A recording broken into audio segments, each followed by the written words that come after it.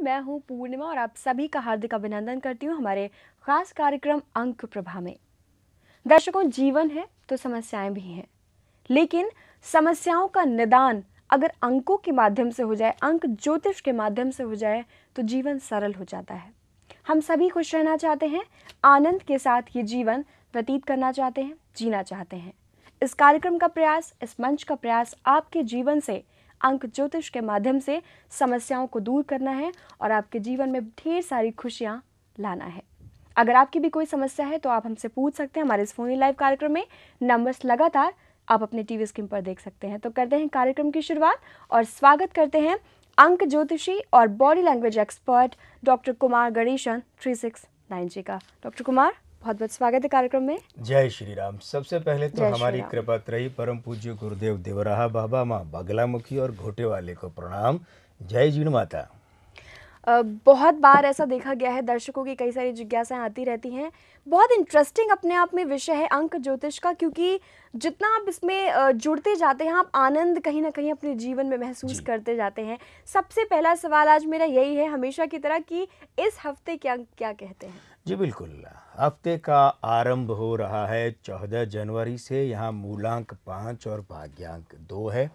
हफ्ते का समापन होगा 20 जनवरी को, मूलांक 2 और भाग्यांक 8। तो एक तो शुरुआत की जो युति है 5 और 2 की, परस्पर विरोधी युति है, और दूसरे यहाँ जो समापन की युति बन रही है 2 और 8 की, वो इच्छाओं के साथ समझौता, स्त्री और साझेदारी के खराब अंकों को सूचित कर रही है।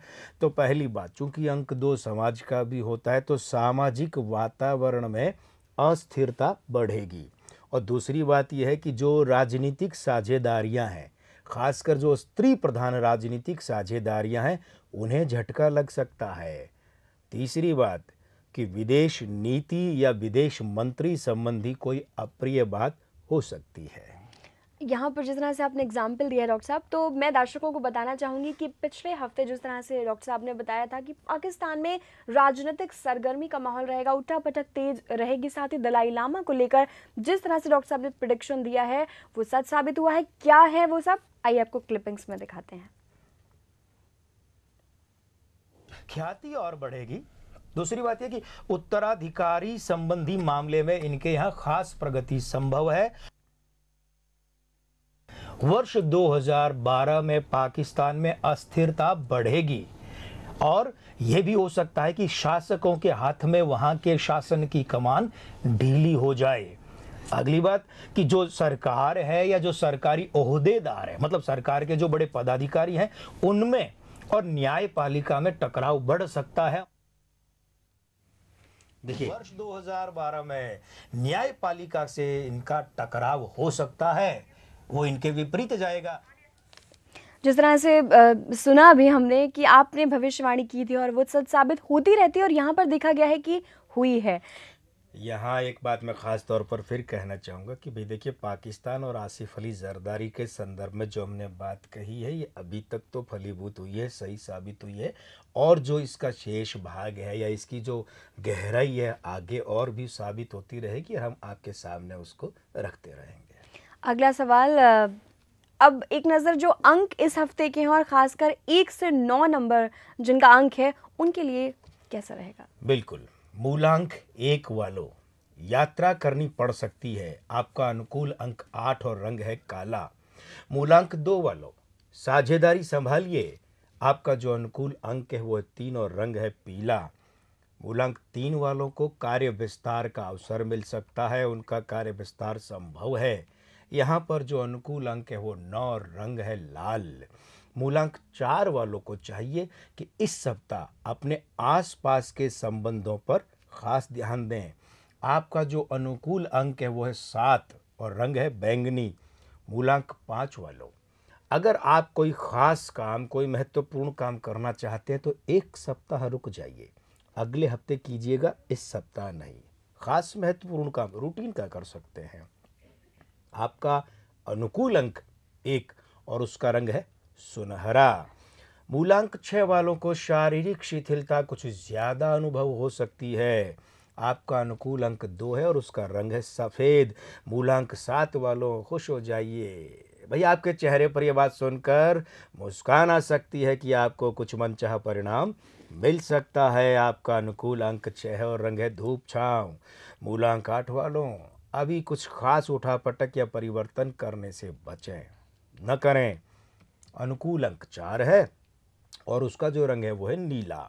मूलांक 9 वालों को अंक 3 वालों की तरह ही कार्य विस्तार का अवसर मिल सकता है। अनुकूल अंक 5 और रंग है हरा।